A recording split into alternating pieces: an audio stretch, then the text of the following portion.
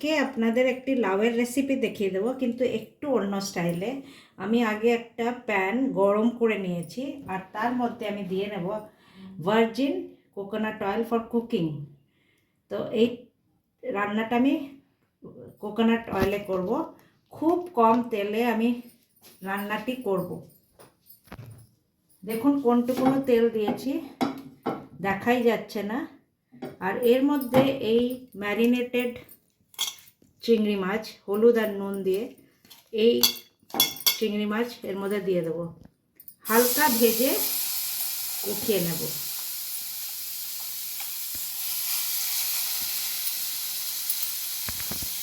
চিংড়ি মাছ বেশি ভাজবো না, এই নারকেলের তেলে একটু ভাজলে পরেই সুন্দর একটা সুগন্ধ আসে।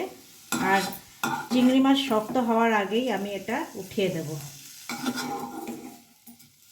এবার দেখে নিন, এই তেল কিন্তু আমি আর দিচ্ছি না, বিনা তেলেই যেটা আছে এখানেই আমি লাউটা দিয়ে দেব।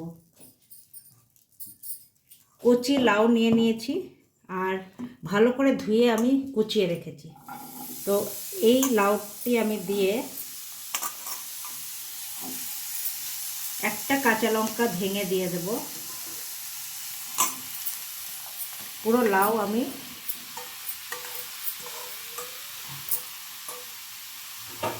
দিয়ে এর মধ্যে একটু হলুদ দিয়ে নেব, আর আন্দাজ মতন একটু লবণ দিয়ে নেব।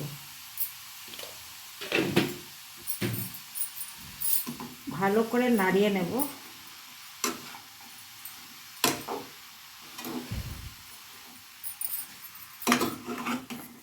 আর সিমেই এই রান্নাটি করব।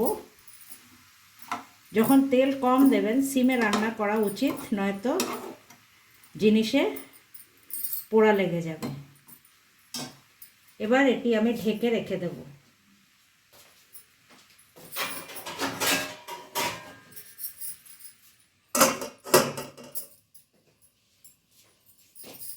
এখন একটু ঢাকনা খুলে দেখে নেব এই লাউটা কতটা সেদ্ধ হয়েছে। তো একটু দেখছি যে জল দেখুন বেরিয়েছে, এই জলেই সেদ্ধ হয়ে যাবে লাউ। এখন আমি এটা খুলে দিয়ে নেব কিছুটা মটরশুঁটি।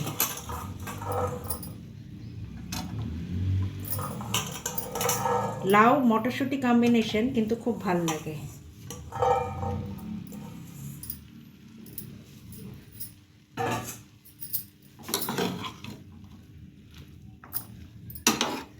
এটা খুবই হালকা খাবার, পেটের জন্য খুব ভালো, কেন কি এর মধ্যে কোনো মশলা পড়বে না, কিন্তু সেরামই সুস্বাদু এই রান্নাটি।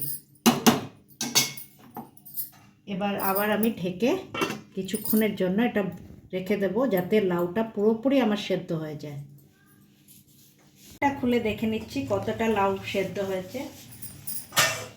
দেখুন প্রচুর পরিমাণে জল বেরিয়েছে।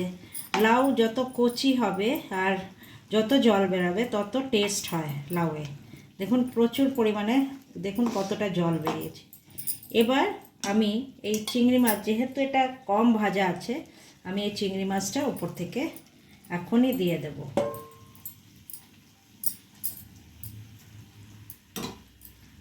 যাতে এই লাউয়ের সাথে এটা রান্না হয়ে যায়, তাই চিংড়ি মাছটা আমি এখন দিয়ে নিয়ে আবার ঢেকে রেখে দেব।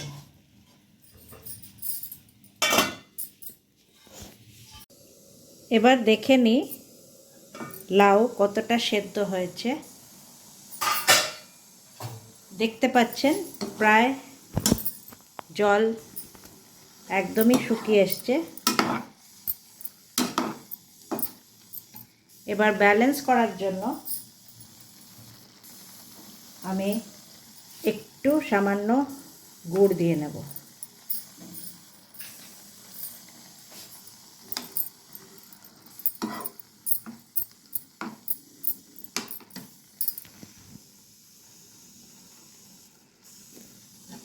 ভালো করে মিক্স করে নেব।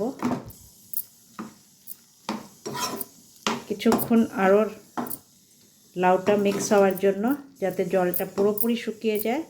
যেহেতু এখন মিষ্টি দেওয়া হয়েছে, সামান্য একটু জল থাকবে। পুরোটা যখন মাখা মাখা হবে তখন আমি এটাতে ধনেপাতা কুচি ছড়িয়ে দেব। এবার দেখুন এটা পুরো জল শুকিয়ে মাখা মাখা হয়ে গেছে। এবার আমি একটু বেশি করে ধনেপাতা এর মধ্যে দিয়ে মিক্স করে, এই আমার প্রিপারেশন হয়ে গেল কোকোনাট অয়েলে লাউ চিংড়ি।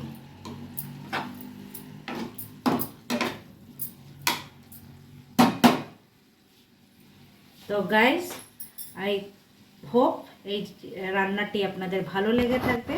ভালো লাগলে নিশ্চয়ই একটা লাইক আর শেয়ার পাঠাবেন। And thank you friends, bye by.